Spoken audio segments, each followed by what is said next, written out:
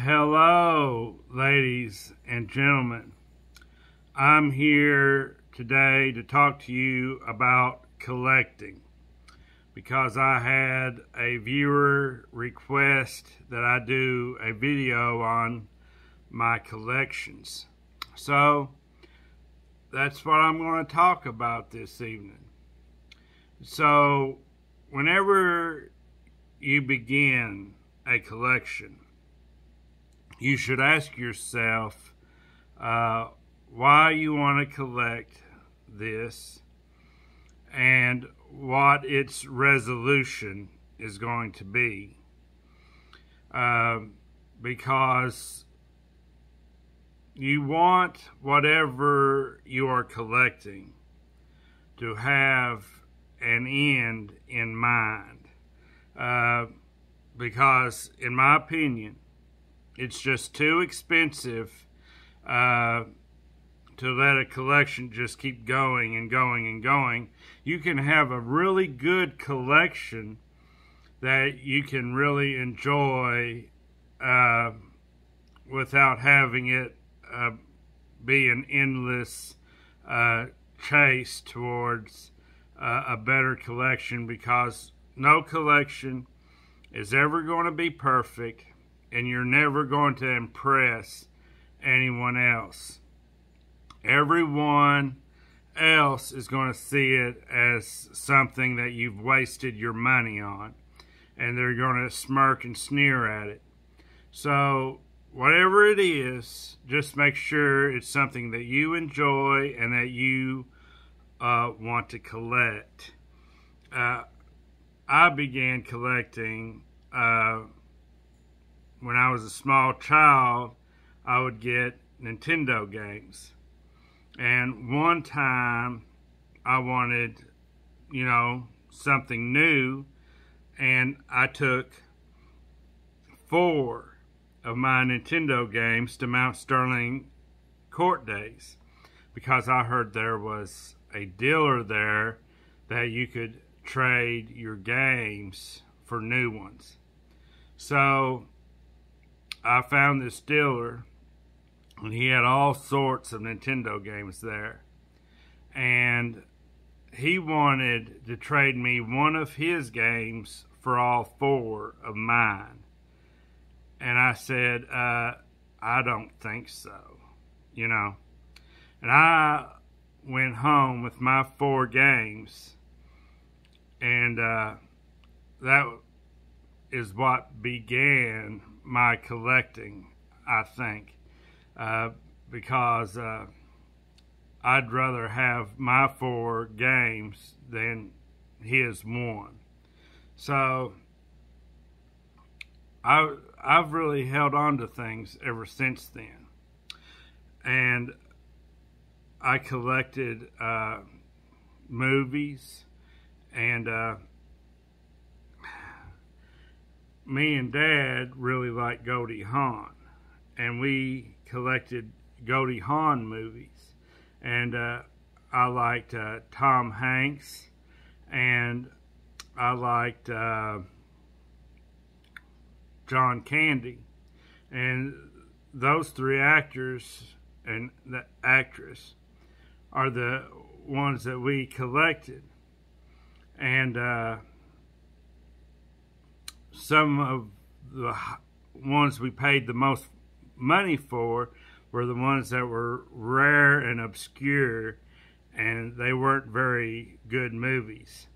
So that taught me a lesson, that if something's rare and obscure, it's probably rare and obscure for a reason, and that you need to really think about which movies or what part of whatever it is you're collecting that you want to be in your collection. Because you only have so much storage space, and whatever you're collecting, you have to store it somewhere. So you might as well get what you really like, and that's good. And don't worry about trying to find the rare stuff. Leave that to someone that was collecting for a museum or something. So I also collect movie pins. And what I did is eBay really helped me out with that, because I would find other people's collections on eBay. Someone that probably worked at a movie theater and collected those little pins that they would put on their shirt.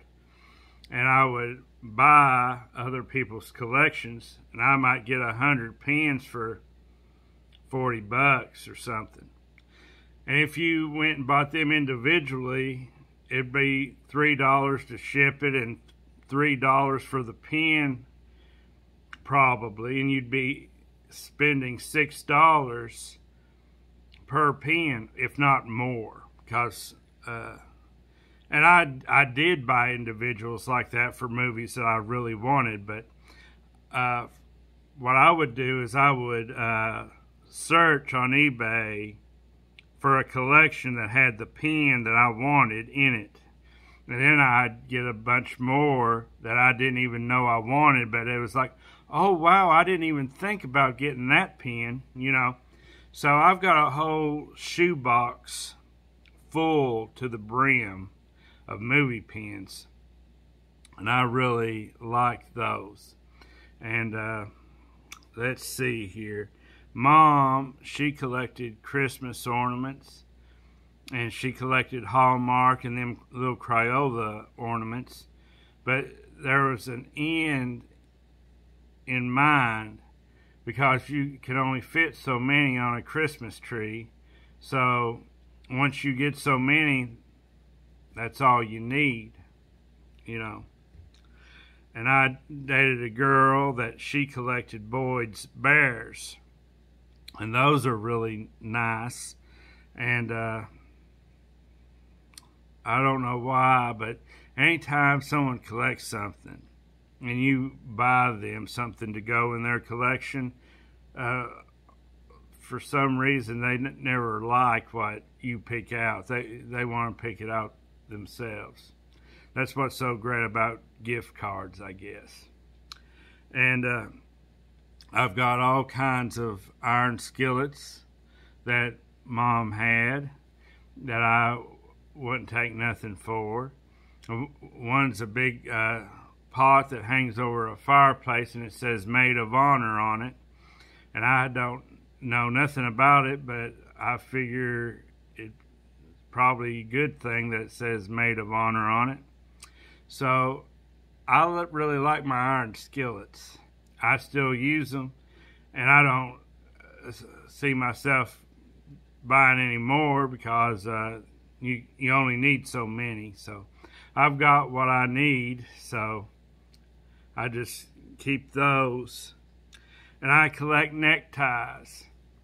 And what started that was when I was a child, we used to go to Circuit City, and the people that worked there, they wore a dress shirt and tie, and they sold you the latest electronics, and they're not in business anymore, because what you bought most of the time wasn't any better than what you could get at Walmart or Kmart or wherever. But you left there thinking that, man, you had bought something really outstanding, because their salesman really knew how to sell their products. And that's what I wanted to do when I graduated high school. Have a job where I got to wear a dress shirt and tie. But Dad wanted me to go and work at EKU, because he felt like I needed to work somewhere that had a retirement. And that's what I did, and my job ended up being outsourced to Aramark. So I don't know. You don't know what path to take in life, and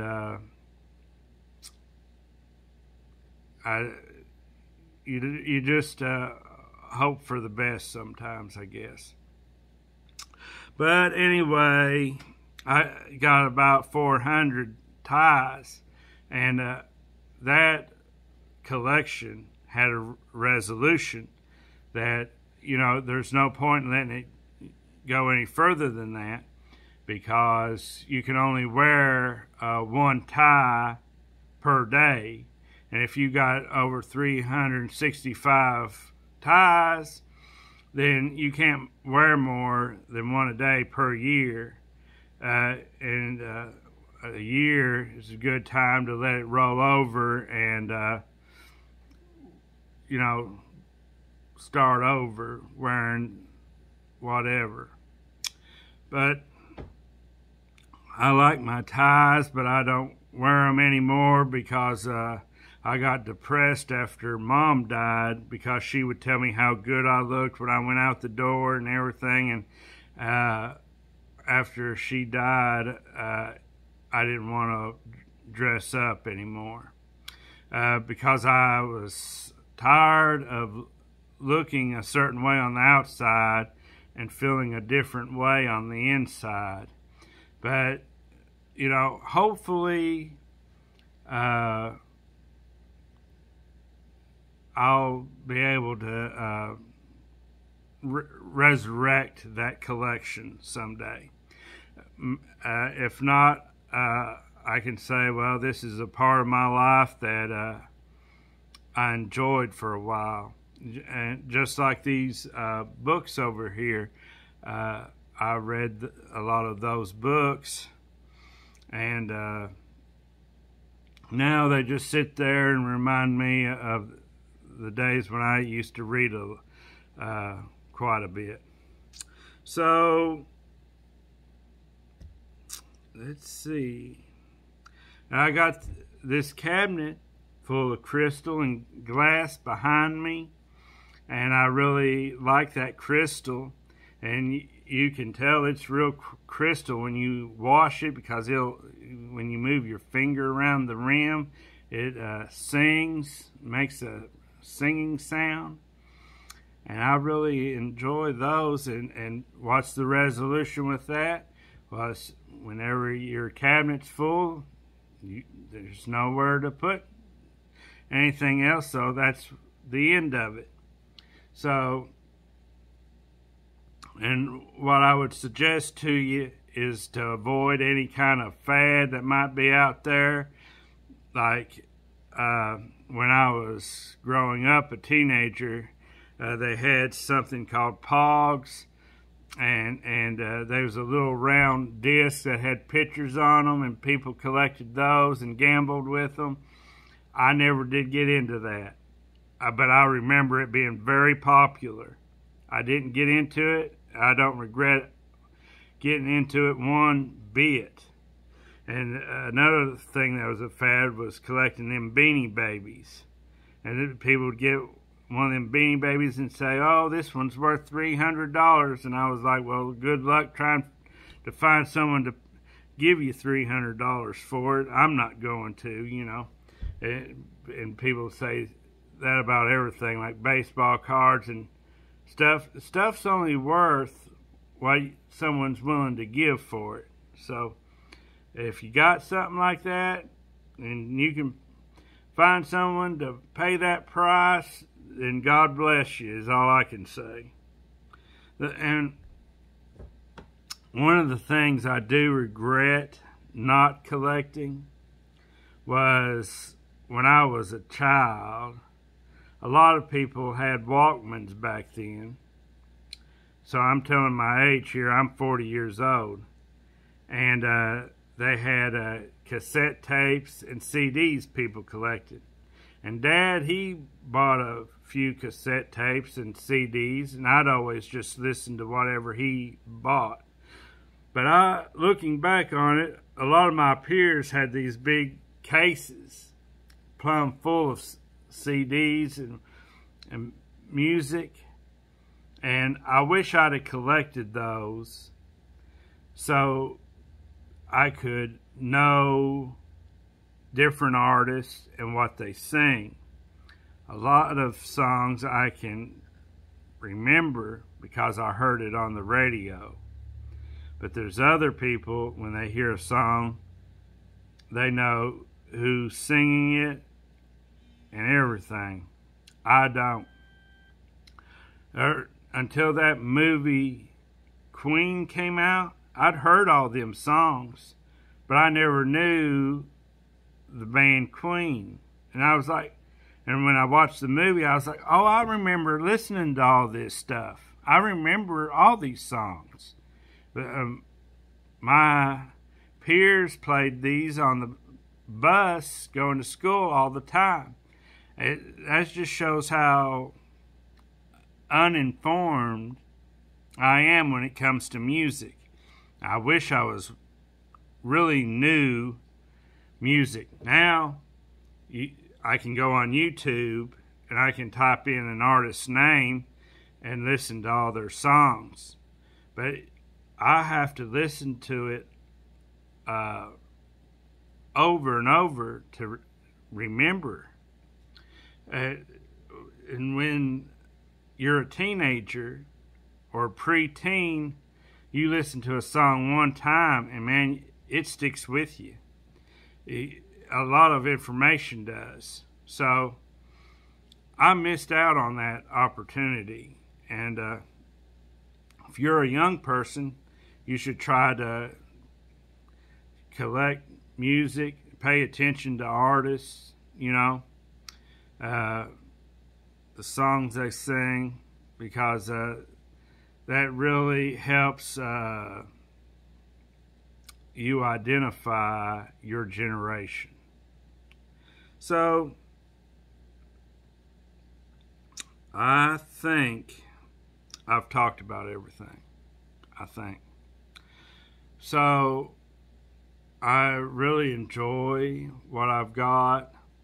I don't think I've spent too much money on it. If I hadn't bought those things, I'd have spent it on something else. So good luck out there. Happy collecting, and I'll see you next time. Bye.